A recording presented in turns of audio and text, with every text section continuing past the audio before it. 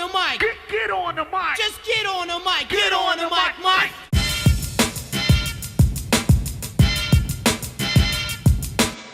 Hey everybody, what's going on? Welcome to Get on the Mic. That's where you put me in front of a microphone with a few notes and I talk about some of the more interesting things that have happened in the world of entertainment this week or whatever else I feel like talking about. As always, I am your host, the Reel Geno Reynolds. And today on Get on the Mic episode 40, wow, I cannot believe I have done 40 of these. We got a lot to talk about today. As we've been doing on, I don't even know how many programs now, we're going to be talking about what is DC doing. I thought I was only going to have one story for this, but then boom, the floodgates opened, and I've got more to talk about. Also, we're going to be talking about a last-minute change in casting for Disney's Christopher Robin movie. Also, we're going to talk about how the Clone Wars will be different because of Rebels. There's an update in the James Gunn Guardian story. Now, granted, they haven't made a decision yet or anything, but we're going to be talking about one former cast member that wasn't a part of the shared letter who's come out and defended James Gunn. And also, we're going to be talking about another cast member who was on the shared letter who's really coming out in support of James Gunn. Also, we'll be talking about the character Red Skull. There's a theory or a storyline I'd like to see them follow that isn't in the comics. It was in a regular book. And I would like to see the movies do this story, or at least something similar to it. So I want to talk about that. And also, we have gotten a definitive word on whether or not the Red Skull is allowed to leave the planet he was on as the Stonekeeper, now that his mission has been fulfilled. And lastly, in the main story section, I didn't think we'd be talking about this quick, but I have a MoviePass update. They, in less than 1 week, made changes. Again, are they good? Are they bad? I'll talk to you about it and let you decide. So here we go. We're going to start. What is DC doing? There has finally been a Matt Reeves' Batman movie update. And wouldn't you know it, it actually came from Matt Reeves. It wasn't just a random rumor of someone making up something and wanting hits on their website. The Batman director has come out and shared his plans, as well as come out to debunk some of the rumors surrounding his movie. Sorta. The first major thing he revealed is that his movie is not based on Frank Miller's Batman Year One comic, which honestly, it's probably a good thing. I really consider that story more of a shared story with Jim Gordon instead of just being a solo Batman story. Plus, it was already made into a really great cartoon starring Bryan Cranston voicing Jim Gordon. Check that one out if you haven't already done so. About his project, Reeves said, quote, "Year One is one of the many comic books that I love. We are definitely not doing Year One. We're doing a story that is definitely Batman, though, and trying to tell a story that's emotional and yet is really about him being the world's greatest detective and all the things that for me, since I was a kid, made me love Batman." Well, first of all, that's good that you're going to be doing a Batman story in your Batman movie. But anyway, I kid. He has also described his take on Batman as, quote, "very point of view, noir-driven, definitive Batman story."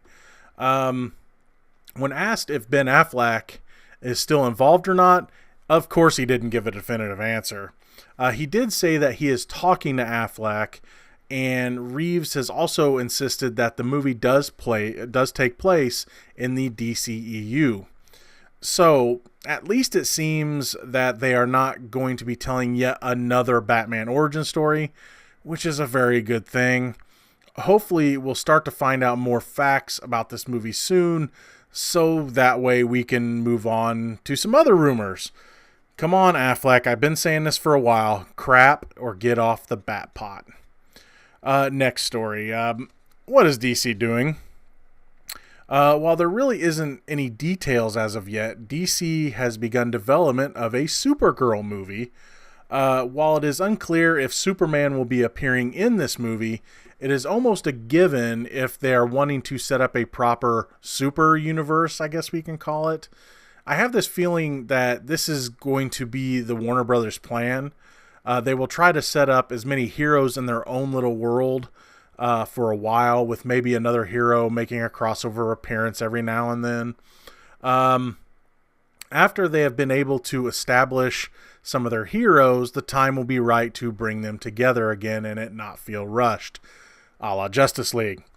As for a super universe, I'd like to see Supergirl be introduced in a new Superman movie first, sort of like Black Panther showing up in Civil War. You can tell their story a bit while not having to go full-on origin story in their own movie. Then after she is established, you can do some world building with her in her own movie. I'd love to see a Superman Supergirl team up versus Brainiac in a 2-part story spanning the next Superman movie and then the Supergirl one. There you go, DC. Voila. Next story. What is DC doing? While it has not been officially confirmed yet, the main villain that is supposed to be appearing in Birds of Prey it will be none other than Black Mask. It was teased some time ago that the main villain of the movie would be someone that had never been in a live-action DC movie, and Black Mask would fit the bill. Well, I'd be fine with him as the villain. Here's hoping that we get some more Gotham villains as well. Of course, there's the Josh Gad rumor of him being the Penguin. I also have a feeling that this movie will probably have the DCEU debut of Catwoman and Poison Ivy as well. I mean, if we're going to introduce some of the ladies, and those are a couple Gotham ones that probably need to come back. We already know that Margot Robbie will be returning as Harley Quinn, and she will be joined by the characters Black Canary, Huntress, Cassandra Cain, the 4th Batgirl, and Detective Renee Montoya, who I think may appear as the Question at some point, maybe, if they want to give her kind of a superhero persona. Christina Hodson is writing both this movie and the future Batgirl movie as well, so I'm willing to bet that Barbara Gordon will show up in this movie, probably in Oracle form, maybe some flashbacks of her as Batgirl, but I don't think we're going to get a full-on Batgirl that's Barbara Gordon. There's still no official word if this movie is going to be rated R or not, which was teased a while back by Margot Robbie, being that we are getting a lower budget Joker movie that will probably be rated R, and Birds of Prey is supposedly going to have a lower budget as well. I have a feeling that the rated R thing is going to happen. Next story. And this one was definitely a late breaker. What is DC doing? The CW has already chosen their Batwoman. Ruby Rose, known for her roles in Orange is the New Black, John Wick 2, Triple X, The Return of Xander Cage. You kind of want to forget that one. Wasn't her fault. Has been cast to play the first openly gay superhero to headline a TV series. Rose, who is openly gay, talked about how being able to do this has made her feel. She said, quote, "The bat is out of the bag, and I am beyond thrilled and honored. I'm also an emotional wreck because this is a childhood dream. This is something I would have died to have seen on TV when I was a young member of the LGBT community who never felt represented on TV and felt alone and different. Thank you, everyone. Thank you, God," end quote. While the many DC shows host a number of LGBT characters, Rose's Batwoman will be the first to lead a series. The character is set to be first introduced in the December crossover event for Arrow, The Flash, and Supergirl before taking the reins on her own series. What has me curious is how they are going to handle her origin story. I don't watch those shows, so I'm not sure how they do everything, but I know that her story is linked to Batman, but the CW says that while Batman does exist and has been referenced in different DC shows, there is no plans to introduce him as an on-screen character. So what do you think of the casting? Whether or not Rose is a legit badass, she really doesn't have any trouble acting like one in the movies that she's been in. So I don't think that this character will be much of a stretch for her in the action department. I think it's a pretty good pick. Let me know what you guys think in the comment section below. That's all for What is DC Doing. The next story I want to talk about is a last-minute voice casting change in Disney's Christopher Robin. Voice actor Jim Cummings has been connected to the world of Winnie the Pooh for a long time. He has been the voice of Pooh since the late 80s and began voicing Tigger in 1990 and has been doing both ever since. While the recasting of voice actors for some of Disney's newer adaptations isn't really new, just look at The Jungle Book and the upcoming remake of The Lion King, it came as a big surprise when Cummings was only cast as Pooh in the new adaptation Christopher Robin.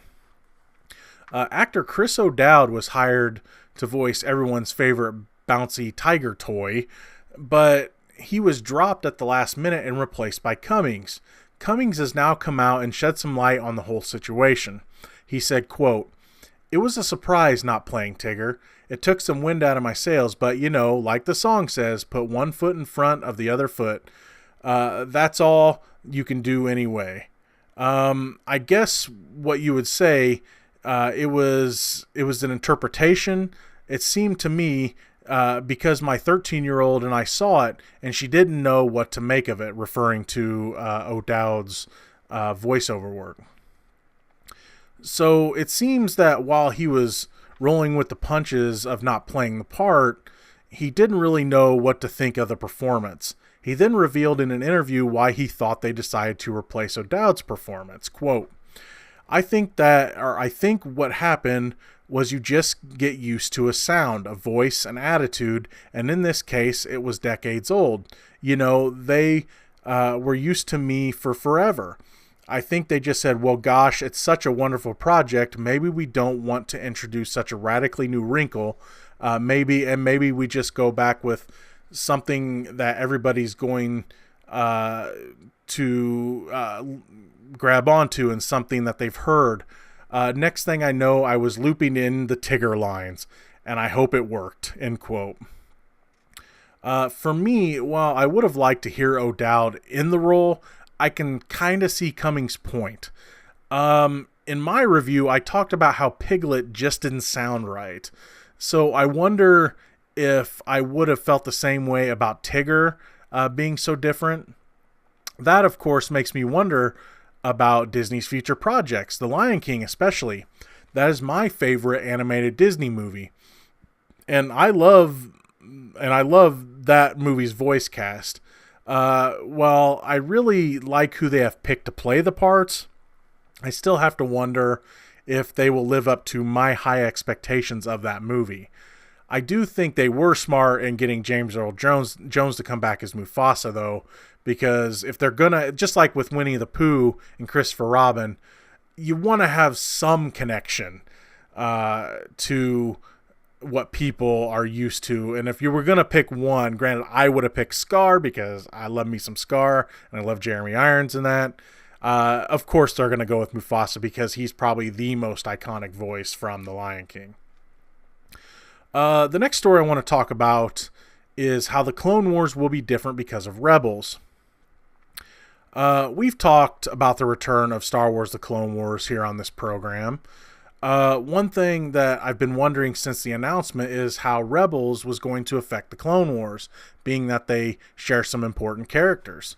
One good thing about both of these shows is that they share the same showrunner, David Filoni. He recently did an interview and talked about how Rebels impacts the new season of the Clone Wars. He said, quote, "You know, that's the interesting thing. When you do these shows and different time periods and cross characters over, but you are laying out a lot of their stories. So now, to be quite honest, no one's asked me about this. It's interesting because Clone Wars affects Rebels and that's progressive. But now I have to look at it in reverse, and I have to look at all the things I did with Ahsoka and Rex and say, well, now I know these things happen, so how does that affect what they were like now that I'm back in the Clone Wars? So I have to do this other kind of engineering, which I didn't have to do before because Ahsoka in Clone Wars is always forward moving, and so is Rex. Their futures were undetermined, but now you know something about them, so that's different. That's new for the new Clone Wars, so we'll see. Hopefully I can figure it all out. What I'm curious about is how the characters like Rex and Ahsoka got where they were in Rebels. I'm also curious about what they'll do with Maul, especially since he showed up in Solo. Spoiler alert. I love both of these shows, so no matter what, I'm pretty excited to see where they're going to be taking them. And of course, to see the new Clone Wars, gonna have to get me that Disney streaming service when it comes out. Now I have a bit of a James Gunn Guardians update. And again, they haven't made any decisions yet, but trust me, I will talk about it when or if that finally happens. Last week, we talked about the Guardians cast support of James Gunn and what I thought Disney might do in the future. Well, we might be seeing some of that beginning to start right now. Of all the cast members, Dave Bautista seems to be the most outspoken about the situation, and I don't think he's going to stop. First, he said that he would be, quote, pretty nauseating to continue to work for Disney after it caved to, quote, smear campaign by fascists by firing James Gunn. He then said that he will still do what he is, quote, legally obligated to do and wouldn't walk away from Guardians Volume 3. Now he's been doing some more interviews that show that he may be willing to walk away after all. He's now saying that if Disney doesn't use the script that Gunn has already turned in for Guardians 3, he'll ask to be let out of his contract, forcing Disney to either recast or figure out a way to write his character out. He said, quote, "I'd be doing James a disservice if I didn't. Nobody's defending Gunn's tweets, but this was a smear campaign against a good man," end quote. It looks like things might be getting a little dirty in the House of Mouse, if you ask me. Okay, so another Guardians actor has come out in defense of James Gunn, and that is Kurt Russell, who played Ego in Guardians Volume 2. He said, quote, "It's sad, but it's a part of our fabric now, and I get it. But I do think we're getting a little too sensitive on maybe some of the wrong people. You have to realize that when you are in that world as a comedian, a writer, whatever, you're always stretching the boundaries and trying to find something which lead him to something that the world loves, which is Guardians of the Galaxy. He has a wonderful heart and a wonderful mind. I hope he is forgiven," end quote. So we have two different actors taking two very different approaches to the situation. Dave Bautista is taking the "F-U Mickey Mouse" route, while it seems Kurt Russell thinks it's time for Disney to give a little forgiveness to Gunn, to show a little forgiveness. What are your thoughts on these two approaches to the situation? And as always, I want to ask, what do you think on the possibility of bringing Gunn back? And again, do me a favor on this channel, try to keep the conversation civil. That's all I ask. The next thing I want to talk about is Red Skull. I got a bit of a character theory that I think I'd like to see happen in the MCU, or at least something based on something I've read before, but it wasn't in a comic book. One of the coolest surprises in Infinity War was the return of the Red Skull, in the form of a very Skeletor-looking Stonekeeper. While he wasn't being played by Hugo Weaving anymore because he kind of whined about it, he was replaced by The Walking Dead's Ross Marquand. I was happy to finally see what happened to him after the first Captain America movie. After he fulfilled his mission of guiding people to the Soul Stone, a la Thanos, I was curious about what was next for the character the whole time. That was one of the things I was thinking at the end of Infinity War. It's like, what about Red Skull? Now that he doesn't have the stone to watch over, is he free to leave Vormir? This is the question that has now officially been answered by the Russo brothers over Twitter. Over Twitter, they wrote, quote, "Red Skull is free to leave Vormir, and he is also free to pursue his desire for an Infinity Stone." So, to me, that's pretty exciting. Here's the thing. I don't think he'll go after an Infinity Stone. No. I think he'll be the next one to go after all of them. I think that the Red Skull will be the next big bad guy after Thanos and the Skrulls, if they do the Skrull invasion next anyway. What I think I'd like to see in the MCU is based on the third book of an X-Men series called the Chaos Engine Trilogy. It's a really great set of books to check out if you get a chance. In that book, the Red Skull gets his hands on the Cosmic Cube and reshaped the world as the Fourth Reich. Nazi Germany rules the world and the X-Men have to stop him. He's doing things like he brings back Steve Rogers to life every day and kills him every day, and he does anything he basically wants. Well, I know that the X-Men aren't officially back with Marvel yet. That's not the part of the story that I'm wanting to see, though. I'm wanting to see a villain change the world in their image, and the heroes have to find a way to stop him. Instead of the Cosmic Cube, the Infinity Gauntlet could stand in for that and practically do the same thing. Do I really think this will happen? Probably not, but you can't tell me that seeing the Avengers take on the Red Skull and his army of super soldier Nazis, or even Hydra, since they tried to cover up the whole Nazi thing in Captain America, you can't tell me that that wouldn't be cool. Lastly, in the big stories, I have a bit of a MoviePass update. I still can't believe I'm talking about this week. I figured I was going to have to at least wait a month, but nope. The people spoke and MoviePass had to make some changes. Boy, what a difference a week makes for MoviePass.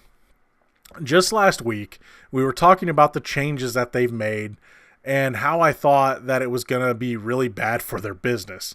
While they still haven't done anything this week that I feel will save them in the end, I think they have made at least a few smart moves that may keep some people around, or may keep some people around for a little while longer. In a letter to subscribers, everybody's good buddy and mine, MoviePass CEO Mitch Lowe, talked about some more changes that they were making to the service in a week. Here is the letter in its entirety. Dear MoviePass member, on August 15, 2018, we will hit the 1-year anniversary of MoviePass's revolutionary price point of $9.95 a month. We've experienced tremendous growth, and we know that at times the frequent changes to our service have been frustrating to you. But through it all, one thing is clear. We've gotten people excited about going to the movies again. Over the last year, we have tried different things and we've discovered what our members love about our service. The low price point and the ability to go to more than 91% of theaters nationwide. We've also learned that what people don't like about the service. Features including peak pricing and ticket verification. So now, with almost a full year of learnings under our belt, it's hard to read this with a straight face, we're introducing a new pricing plan that retains the features you love the most, minus the movie every day, and removes the ones you don't. Most importantly, this new plan will ensure that we can run a sustainable business and continue providing you with an amazing deal to go see movies in theaters. Here are the details.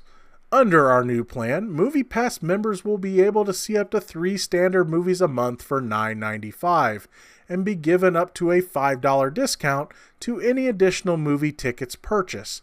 Today, 85% of MoviePass members go to 3 movies or less per month, so these changes cater to the majority of our movie-going community. I'm going to call BS on that one. The new plan will include many major studio first-run films. Not The Meg, not Mission Impossible, not Christopher Robin, go on. However, there will be some exceptions. Note that theaters with e-ticketing will include all movies and showtimes with no restrictions. We will be suspending peak pricing and ticket verification requirements for all members in the new plan described above. Over the coming days, MoviePass members with a monthly subscription renewing on or after August 15th will be given the option in the MoviePass app to transition to the new plan. Quarterly and annual subscribers will not be impacted until their renewal date. The truth is, disruption and innovation require staying flexible and having an open mind. We genuinely strive to offer you a service that is a great deal, and we believe that the new plan we're introducing will be attractive to the majority of our members. It's been an exciting journey so far, and MoviePass is here to stay. Your endless support, understanding, and enthusiasm are greatly appreciated. Thank you, Mitch Lowe. So, what are my thoughts on this? First, the positives. Dropping peak pricing and ticket verification, smart move. Nobody likes hidden fees, and sometimes that ticket verification was a pain in the butt that didn't always work. Next, not raising the monthly price yet is smart, and giving people discounts on tickets isn't a bad play either. Bringing back the week's newest movies is smart, but it sounds like they can pick and choose which movies will be available on first run. And trust me, if it's a big one, you're probably not going to be on there the first week. Now on to the negatives. Only allowing people 3 movies a month for the subscription fee, while still a deal, is far from what was promised to get people in the door. Now that I have AMC's A-list, MoviePass was going to be my secondary card anyway, so this new rule is not really a big deal to me as of right now. It would be if this were my only option. I'm also not too keen on them basically saying that because the business model was not sustainable, they can't deliver on what they promised. They had to know whether or not this venture would work financially or not from the start. They used the low monthly fee to get people in the door and planned on changing it later from the start. That's my opinion. You want to know how I know this, though? Why I think this? It's because they did it to me before. When I had the service in the beginning and it was $30 a month, they eventually felt that I was using it too much, and they up and changed the plan on me. Instead of unlimited movies for $30 a month, they wanted to change it to one of 2 different plans. Something like 6 movies for $40 and 10 movies for $60 or something like that. I can't remember, and I couldn't find the paperwork on it. Again, it was still a deal, but not the unlimited deal that I signed up for. Them making these changes are no real surprise to me because, again, it's happened before. Now, am I going to stick with them for now? Yes, but only as long as the deal is still in my favor. If it still works out in the end to save me money, then I'll keep it. I still don't think they're going to survive this.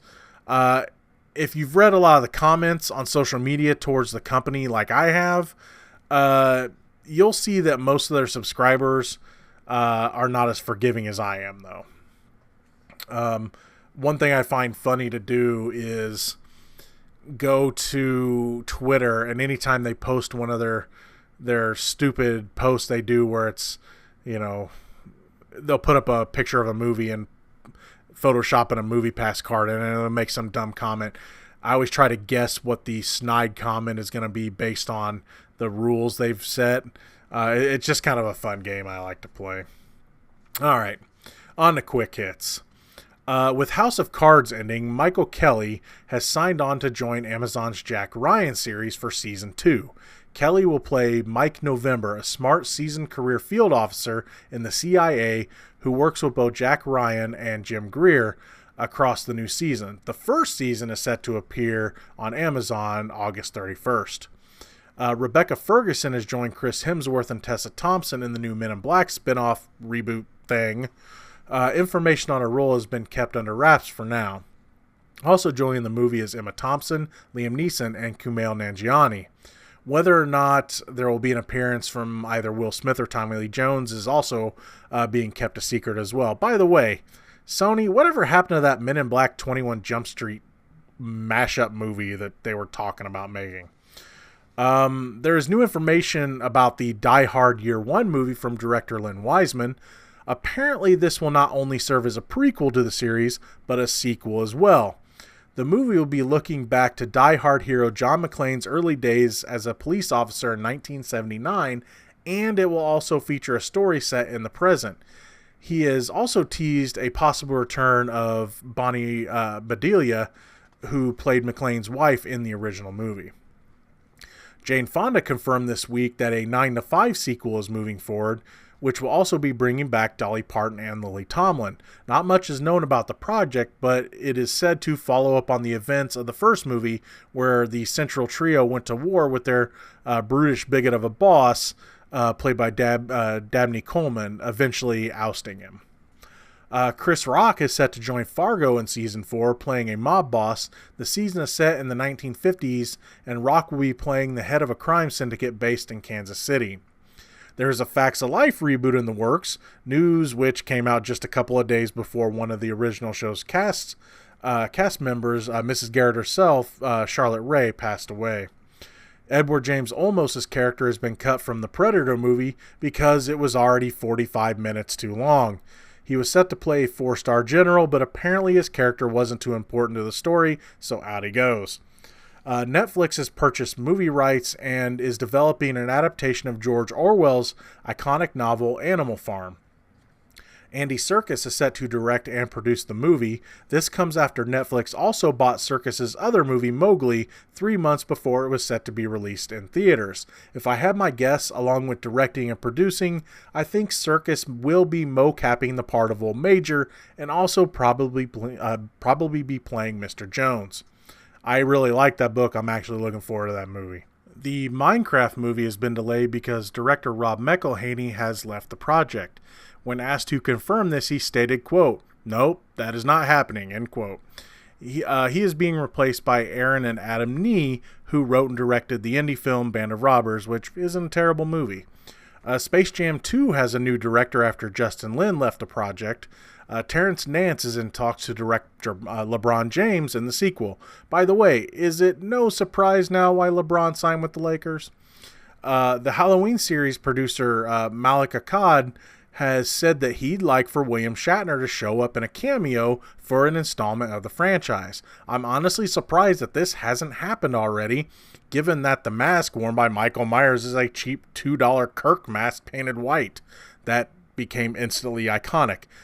You'd think that he'd want to get paid, considering all the years that money has been made by those movies on his likeness. FX CEO John Landgraf has come out and added some insight to the cancellation of FX's Deadpool show. He claims that they were more than willing to produce the show that was being developed by Donald and Stephen Glover, but it was Marvel who pulled the plug. There has been no exact answer to why they did so.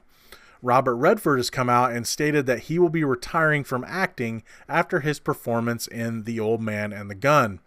If you've seen the trailer for this movie, I'd have to say that this could be a fantastic movie for him to go out on.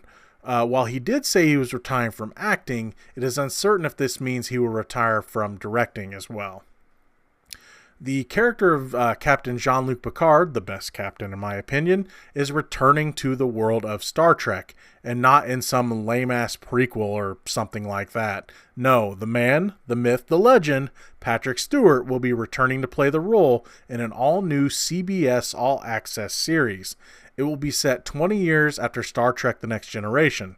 Stewart said at a Star Trek convention in Las Vegas that while he is returning, it may not be the Jean-Luc Picard that you remember. That being said, though the show will be something different, Stewart says that the show will come to you with the same passion, determination, and love of the material that fans expect out of it.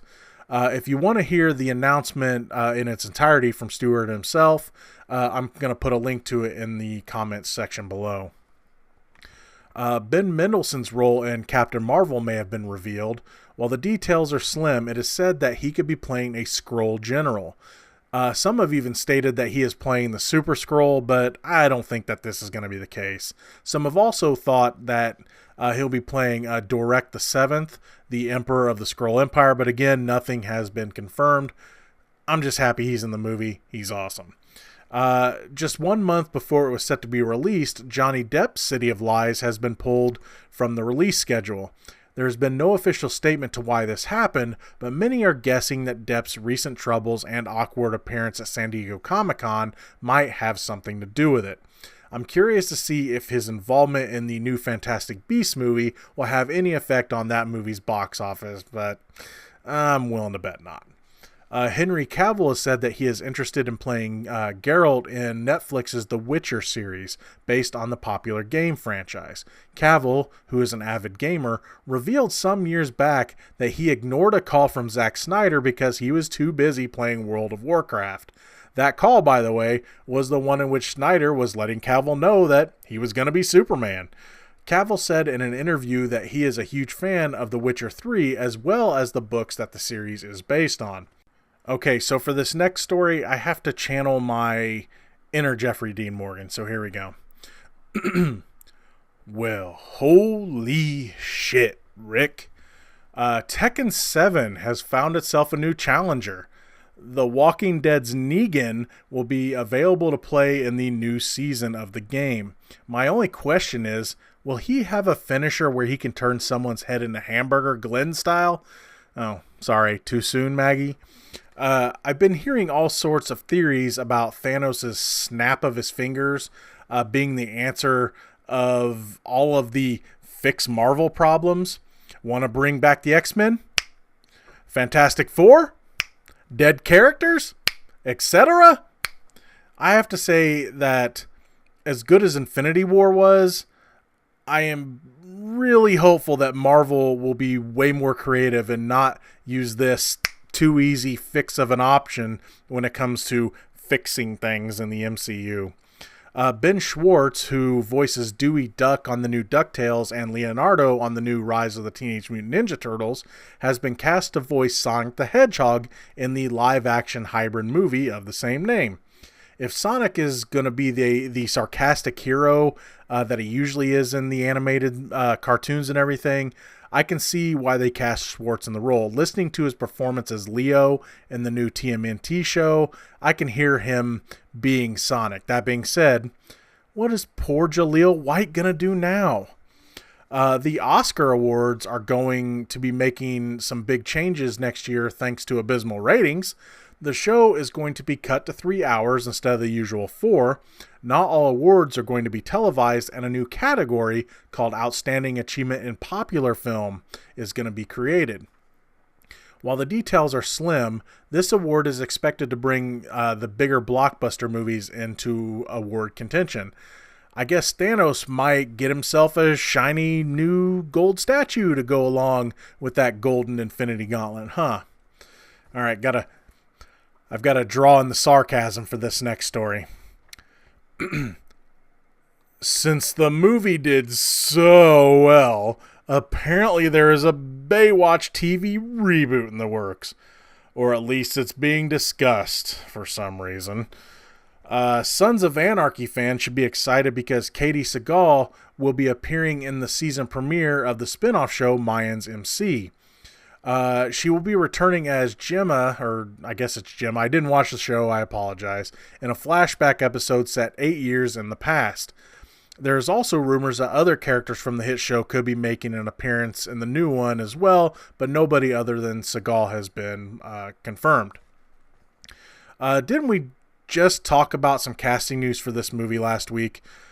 Chris Pratt's movie Cowboy Ninja Viking is now off the schedule 1 month before it was set to start filming. Why Universal removed it from the schedule is unknown, but it is said to still be in active development, so the movie could still officially happen someday. There are talks going on about bringing back American Gladiators again. If it happens, it is said to be a little more faithful to it's supposed to be a little more faithful to the original, unlike the 2008 version. Seth Rogen and Evan Goldberg, of all people, are expected to serve as executive producers on the show, alongside the producer of the original show, John Ferraro. I have a feeling that the reason the show is getting another look is because of the popularity of American Ninja Warrior. And that's going to be the end of Quick Hits. I want to draw everyone's attention to my smaller YouTuber spotlight video. A couple weeks ago, I believe it was, I posted a video saying if you have a smaller channel, post your link on the video. I'm going to put another link in the description of this video to that video. I ask that you guys share that video. If you know any smaller channels, put the address of that channel in the description of it. I just want to help anyone, around 2,000 subscribers or below. I want to help them just spread their channel so more people will get a chance to look at it, because we all know that YouTube only pushes the bigger ones. So I just want to do everything I can to help out those that are like me that have smaller channels. I want to give an update to Brad's movie, another Cinema Snob movie. It did reach its $50,000 funding. Now they have extended the campaign to try to reach the stretch goal of $75,000. As of the taping of this show, there's 13 days left of the campaign, and right now he's at a total of around $59,000. So every little bit that they get in that Indiegogo campaign, they're going to be able to do more with the movie. The movie is getting made, but the more money they make on it, the more chances they have to do cooler stuff with the movie. So if you can, or if you have already helped out, fantastic, and thank you. If you can help out, if you enjoy the Cinema Snob stuff, please think about donating to help make another Cinema Snob movie even better movie than it's already going to be. A bit of a channel update. Keep an eye on the channel over the next few days for some updates on Talking Movies. Right now you can see my review of The Death of Superman, the DC animated DVD release. I've also put my review up for Dog Days. Over the weekend I'm going to be seeing The Meg, Black Klansman, and Slender Man. So those reviews will probably be up by Monday, Tuesday. Also, Geno's Bad at Games continues. I'm still plugging away whenever I can at Star Wars The Force Unleashed, a game that used to be canon, but thankfully, at least for some things, isn't. There are some things I wish were still canon, but the overall story of how this guy basically started the revolution and his family logo becomes the Rebels logo is kind of dumb. But I like the characters in it, so it's been fun to play again. I want to give you guys an update on the Crossin' Streams segment. I did finish Jessica Jones. I wrote out all my notes for it. I'm working on Luke Cage Season 2. I should be recording the dual review for it early next week. But right now on Crossin' Streams, you can see my review of the first episode of Rise of the Teenage Mutant Ninja Turtles. I've also, and I've talked about this over the last few weeks, I've started a new playlist on my channel. If you want to see any video that I've ever been involved in on YouTube, whether it be on the GB3 channel, over on Brad's channel, whatever channel, over on Heisenerd's channel, I've put all that stuff in a playlist called GB3 Family. Also, I've put links to my artist Crimson, my buddy Aaron, who runs a LARPing ministry called Cult. I've put his videos in there too. I've put Heisenerd's videos in there, and it continues to grow every day. So if you want to check out the channels that I support, that I consider part of the family, go ahead and check out the GB3 Family playlist on my channel. I encourage you to follow me on Twitter, and I kind of encourage you to follow me on Facebook, but you don't have to, because I don't do much with it. I prefer Twitter because Facebook can stick it. That's where you get the latest updates on this channel and what things that I'm going to be up to and everything like that. Also want to draw your attention to the Heisenerd's channel. He's been working on live streams for the game Fire Emblem, Path of Radiance. On Monday over on his channel, we're going to be playing through Joe and Mac, Caveman Ninjas, or whatever it's called over in Japan. I think it's Caveman Ninja. It's going to be the Super NES version. We're going to be playing it live around 8 p.m. Central Time. Also, Bill and I, a couple weeks back, or a few weeks back, got together to play the remake of Shadowgate over on his channel. And we plan on going back to that game soon because, damn it, I want to take that game down. So make sure to check those videos out. And as always, thank you so much for your support of my channel and listening to this program and watching the reviews and everything else. It means a lot to me. I was going to talk today about someone had said something to me in a comment and it really bothered me, but I'm just going to let it go. Because I was getting upset about it and I was going to let loose on my channel and on this program. But you know what? I'm not going to let it get to me. I'm just going to put it this way. This is my channel. If you like what you hear here on this channel, awesome. I appreciate it. I'm glad you listen. If you don't like what you hear on this channel, that's cool too. But I just ask that, I mean, look, I'm good with constructive criticism, but when someone tells me you need to be someone else, I don't want to be anybody else. I want to be me. And I'm just trying to be cool about it because, I'm not going to let that bother me. Like I said, if I'm not your cup of tea or a cup of whatever you drink, I'm cool with that. I understand. This channel is, I even though I've done the character thing, I don't play a character. I'm myself, and I like to just talk at this microphone. I like to talk about the movies. I like to talk about what interests me. If it's not for you, I'm cool with that. I understand, but I'm also not going to become who you want me to be because I'm not who you want me to be. I guess if that makes any sense. I'm just going to be myself on this channel. If you listen to it, cool. I'm happy. I'm glad you're here. If it's not for you, I'm cool with that too. I understand and I'm good with that. Anyway, guys, that's going to be all for this edition of Get on the Mic. I'm recording this on a Thursday, and boy, it's been a long week already, and the week is not over yet. So I am going to turn this mic off, and I am going to sleep for a few hours before I watch Jason Statham punch a shark. I'm going to see The Meg here in a few hours. So anyway, thank you so much for listening to the program. As always, I appreciate it. And as always, I am your host, the Reel Geno Reynolds. If you like what you've heard here, please subscribe to the Reel Geno YouTube channel, like this video, and if you have a comment and want to say anything about any of the stories we talked about today, feel free to leave it in the comment section below. Until next time, see you later. Peace.